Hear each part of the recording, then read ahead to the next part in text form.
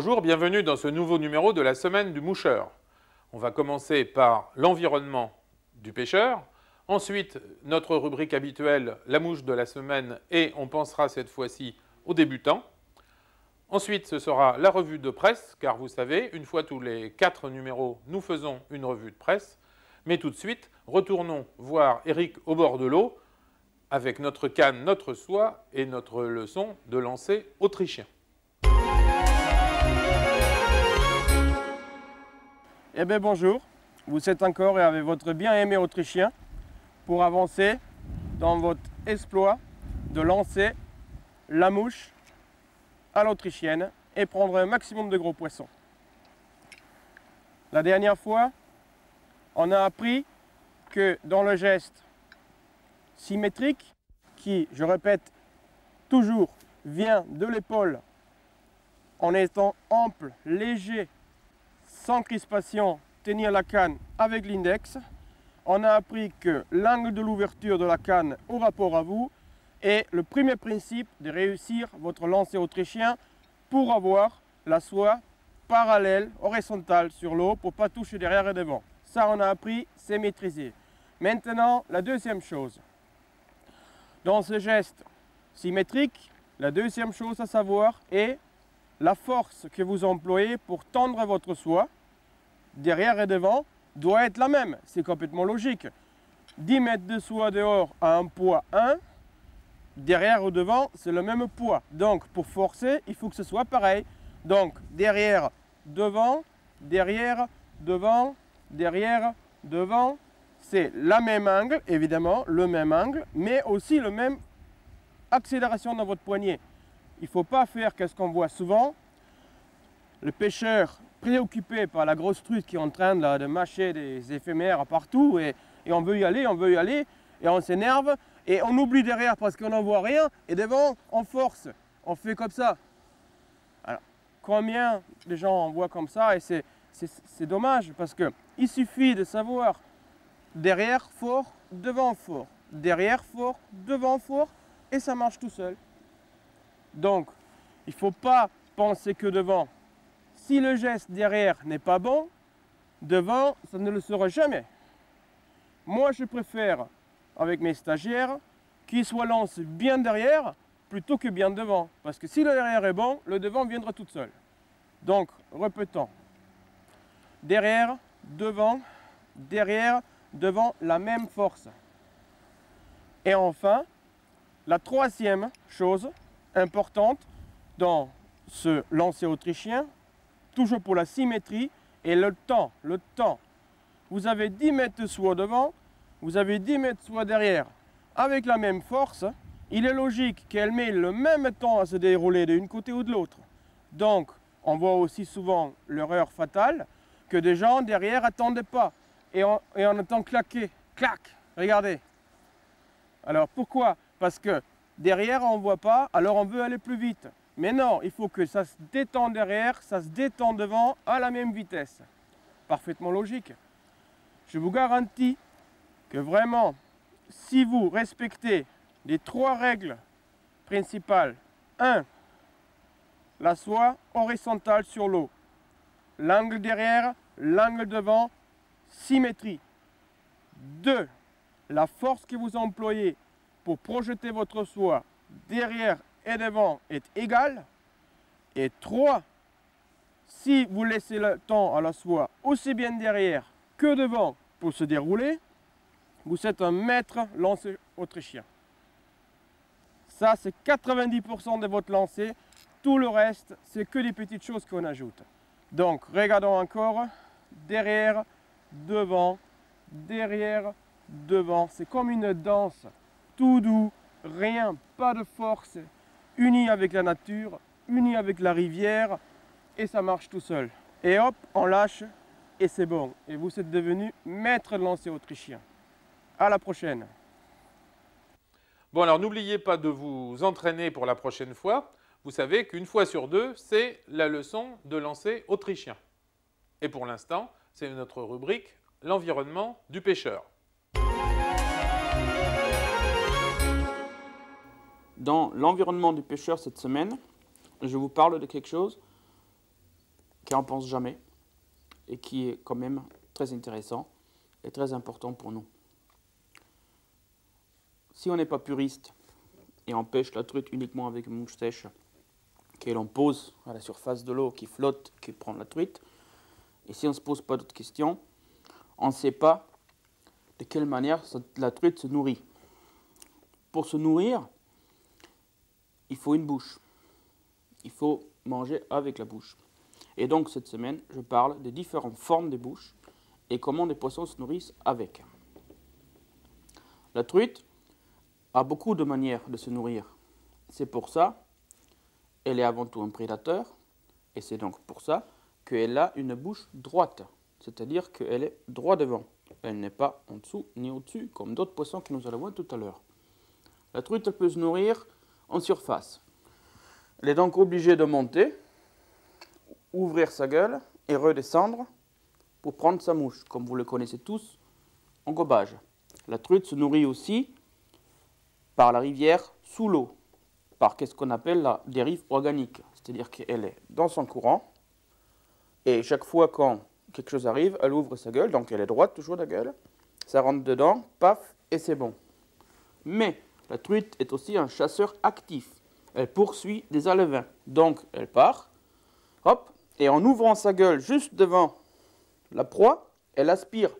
Parce que beaucoup de gens croient que les poissons mordent les autres, mais là c'est pas possible. Si la truite elle a la gueule déjà ouverte, elle va vers un autre poisson pour le prendre, elle pousse l'eau et donc elle pousse le poisson.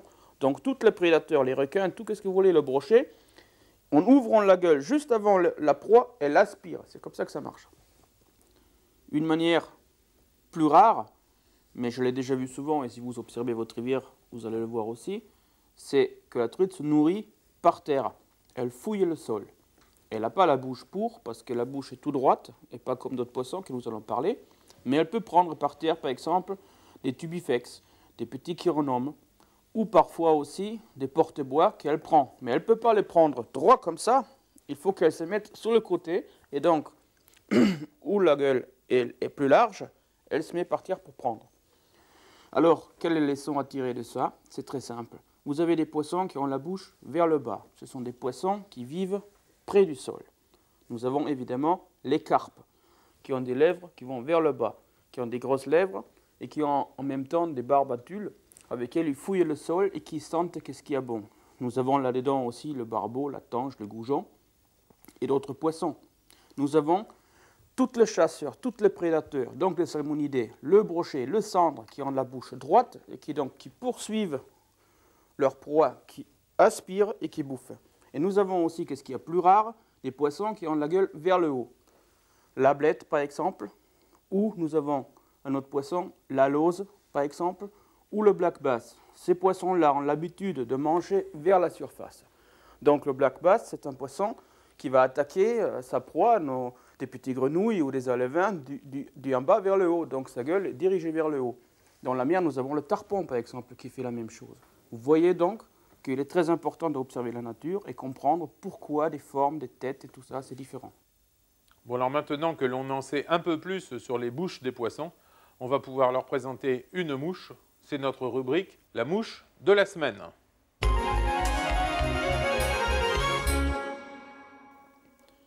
La mouche de cette semaine n'est vraiment pas spectaculaire. C'est vrai que vous n'avez pas l'habitude, en général on fait des trucs qui sont de tous les côtés, super machin et tout ça, mais cette semaine j'ai quand même décidé de montrer des choses de base à des gens qui s'intéressent à la mouche depuis peu de temps et qui veulent s'initier au montage de mouches. Alors nous allons parler cette semaine de tout type de mouches qui font des palmaires, c'est-à-dire une mouche sèche déjà avant tout, et ensuite donc une imitation d'un insecte imago ou subimago qui dérive sur l'eau. Des mouches sèches, donc dites palmaires, qui sont fabriquées avec un hameçon, un bout de ficelle et avec une plume de coque, ne sont pas si simples que ça et ils sont très variés.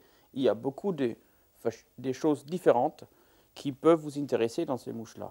Commençons d'abord par la matière première, la plus importante, qui est la plume de coque. Alors, vous savez très bien que un coup de coque, c'est effectivement un coup de coque, donc on l'appelait. On voit bien ici, il y avait la crête. On voit donc des plumes en haut qui sont toutes petites et à fur et à mesure qu'ils descendent sont de plus en plus grandes. C'est très important parce qu'effectivement, pour les tout petits hameçons, on prend les tout petites plumes ici. Et pour les hameçons un peu plus grands, on va vers le bas. Ici, on voit le neck. Neck, ça veut dire coup de coque en américain. Le neck plus ultra, c'est une hatchery, une élevage américain qui nous propose des plumes de toutes les couleurs. Ici, c'est un grizzly. Ici, c'est un grizzly teint. Ici, c'est un sandy dun. Après, nous avons des batchers. Et nous avons en face de tout ça, pour les débutants beaucoup plus intéressant car beaucoup moins cher, des coups de coque venant d'Inde. Je vais vous expliquer tout à l'heure au tableau quelles sont les différences de ces différents coups de coque. Pour les mouches qui dépassent les tailles de 14, donc des hameçons qui sont de 14, 12, 10 vers le bas, donc des hameçons de plus en plus gros, nous avons aussi une solution qui est aussi intéressante et surtout parce qu'elle est beaucoup moins chère, ce sont des saddles. C'est-à-dire que le saddle, c'est le contraire du neck. Donc ça, c'est le derrière, le back, et ça, c'est la tête en haut. Donc j'ai fait une erreur. C'est comme ça. Enfin, le coq, vous le voyez bien maintenant. Ici, c'est le derrière et là, c'est le cou. Donc, à partir de 14, vers le bas, et à partir du 10, vers le haut. Donc jusqu'au 20, 26 pour les plus petites. Voyons maintenant les différences qu'il y a entre les différents coups de coque pour que vous le reconnaissiez immédiatement dans votre magasin préféré. Voyons tout d'abord comment on reconnaît un coq chinois, un coq indien ou un coq américain. Et bon, le vôtre, dans votre basse-cour, il n'y a pas de problème, vous l'avez. Alors, premièrement, quand vous avez dans votre commerce un sachet qui emballe un coq indien, vous l'avez toujours découpé comme ça. Donc, ici, ce ont été les deux oreilles avant.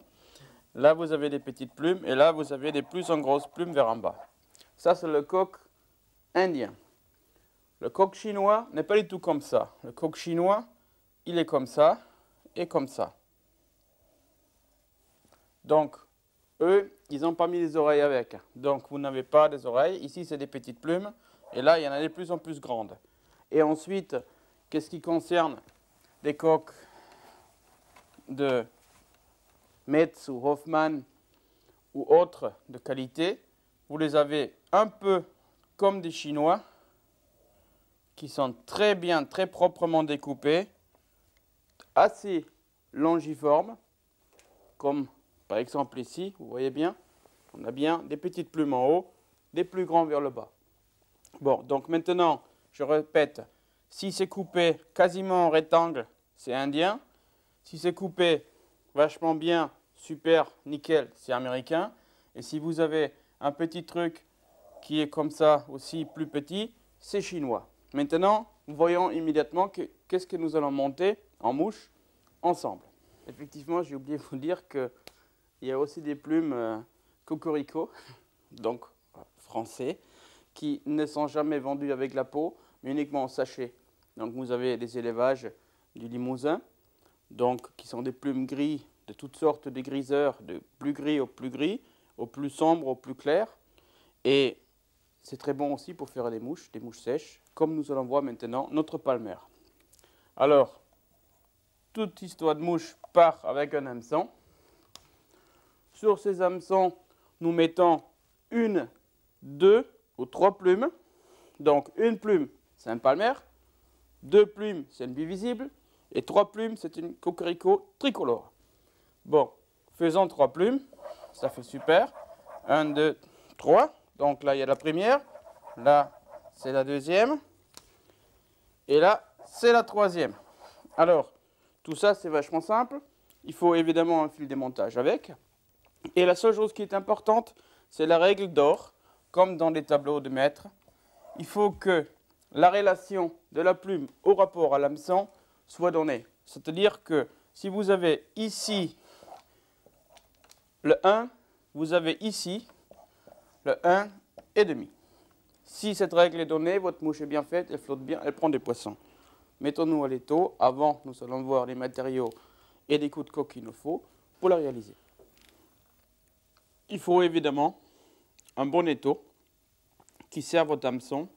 Et je dis surtout aux débutants qu'il faut vraiment prendre quelque chose de bien, qui sert bien et qui est utile, car c'est vraiment l'outil le plus important. On peut après acheter des ciseaux plus ou moins chers, qui coupent fin la pointe ou pas, mais c'est moins grave que d'avoir un étau qui ne sert pas bien. Il faut une porte-bobine pour tenir le fil de montage et éventuellement le fil de cerclage. Il faut, en cas, surtout au début, de rupture du fil, un enfileur ou un passe-fil. Ça nous évite de passer notre temps à enfiler le fil dans le tube. Il faut une aiguille à dubbing pour mettre la goutte finale sur la tête. Et il faut ici, évidemment, très important, une pince à hacle. Ici, c'est le modèle le plus simple. Une long nose anglais, donc qui a un nez long, pour enrouler l'acle autour. Voyons maintenant quel type de plume nous allons utiliser. Le choix d'hameçon dépend de l'endroit et la truite que nous allons prendre. Ici, j'ai les hameçons 14 standards qui vont servir à faire un autre palmer.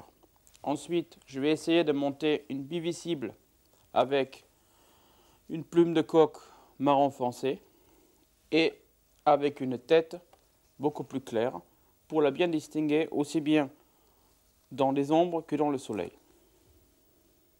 Le fil de montage serait rouge, mais peut être aussi jaune clair pour ce type de mouche de base. Suivez-moi à l'étau et vous allez découvrir qu'il est très facile à se mettre au montage des mouches. Bon, mais vous savez le plus important de monter cette mouche, c'est qu'un jeu d'enfant. On enroule le fil de montage, ici rouge pour faire un sub-imago ou un imago. On fixe la première plume préparée avant, enlever le barbe et nettoyer. On la tourne pour faire le corps annelé et pour donner la flottaison à cette mouche qui pêche très très bien dans les eaux calmes, mais surtout dans les eaux rapides. On fait le premier hacle. Donc cette mouche qu'on appelle bivisible car elle a deux hacles pour mieux être vue.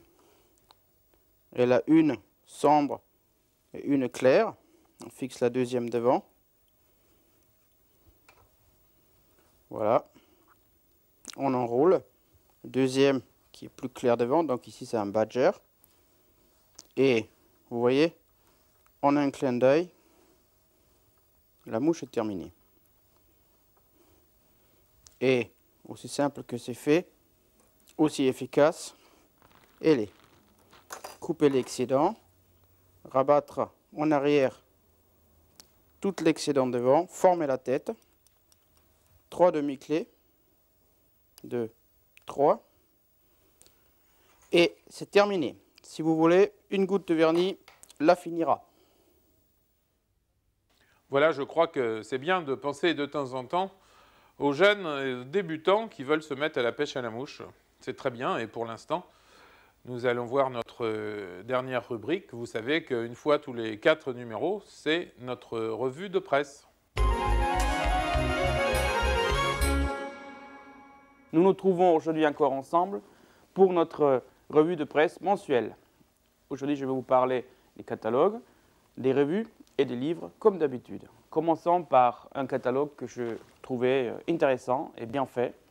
C'est le catalogue guide Mouche de Pacific Pêche, édition 2001-2002, dans lequel vous trouvez tout le nécessaire pour réussir vos pêches en France et en étranger. Vous avez toute la gamme Orvis en cannes, moulinets, soie et accessoires. Et vous avez aussi des cannes Sierra que j'ai découvert et qui me paraissent très très bien. Il va falloir les tester pour vraiment voir si c'est comme ça. Mais on voit des cannes qui sont à partir de 1000 francs, qui sont très bien finies, qui sont garanties. Et vous trouvez des modèles pour pêcher la truite, en rivière, en lac, en réservoir. Et vous pouvez pêcher même en mer, le espadon, le tarpon et tout ça. C'est super pour ce prix-là. Ensuite, évidemment, dans ce catalogue, vous trouvez des vêtements, des waders en Gore-Tex en néoprène, des gilets, des chemises, tout ce qu'il faut, des lunettes, des boîtes à mouches, des mouches, une belle collection de mouches.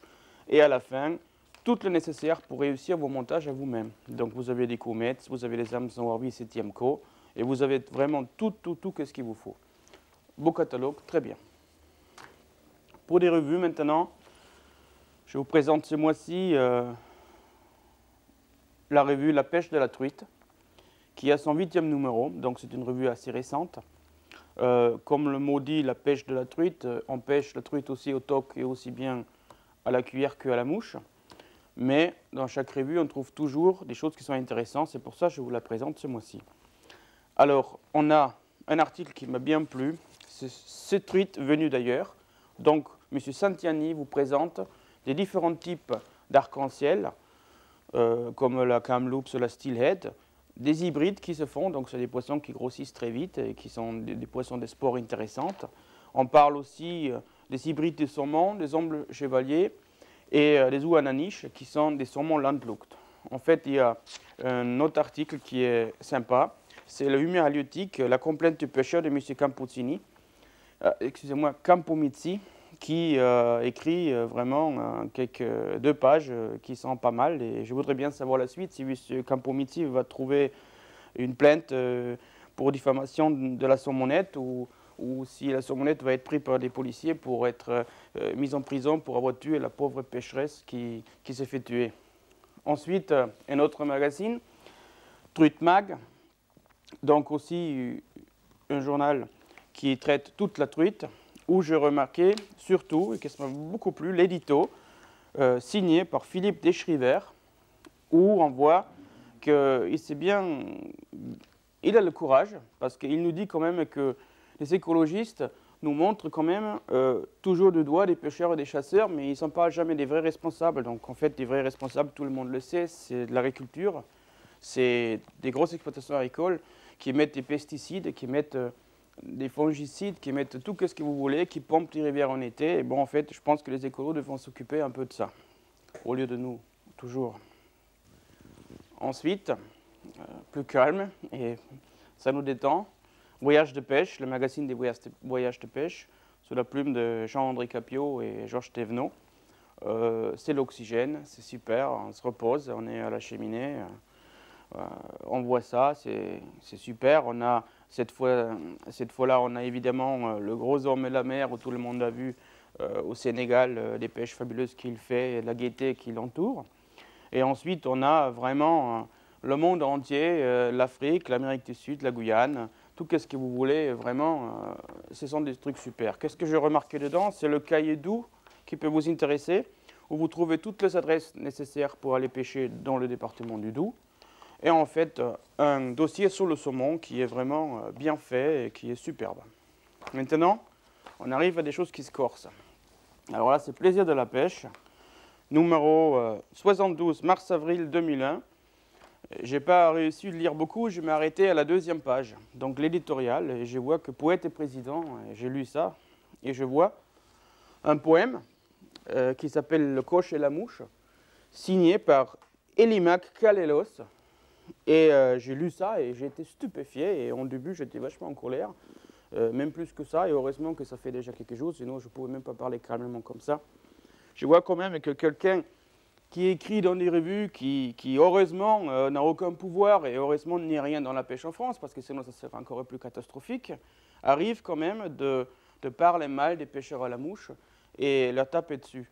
Alors, si ce monsieur, donc Elimac Kalelos, n'a pas compris que si on ne se réunit pas contre tous les enjeux de la pollution politique et les verts, qu'on n'arrive pas à se mettre d'accord et pas se diviser, ben, je veux dire, là c'est carrément nul, nul, nul. Bon, en fait, à la fin, un livre, La préhistoire de la pêche, de Jean-Jacques Clay-Merlet, qui est un livre édité par la collection des Hespérides, édition Errance, qui est vraiment un livre fantastique. Ce sont effectivement, depuis 30 000 ans, tous les préhistoriens, tous les ossements qu'on a trouvés. Dans ce livre, vous trouverez quels poissons ils ont mangé, comment ils les ont attrapés. On a des images des hameçons, on a des images des premières nasses, et on trouve toujours les mêmes poissons qui ont été toujours pris, des truites, des saumons, des anguilles et des carpes. Et surtout, un truc qui est sympa, les premiers pêcheurs de plaisance sont des Autrichiens et des Français. Donc on est frères en fait, parce qu'on a trouvé autour du cou d'un prince enseveli, une petite pochette en cuir où on a trouvé des hameçons dedans. Et comme on savait que les princes n'avaient pas besoin de pêcher pour se nourrir, ça a été donc leur plaisir. Donc voilà, c'est super quand même comme ça. Bon, à bientôt, la prochaine.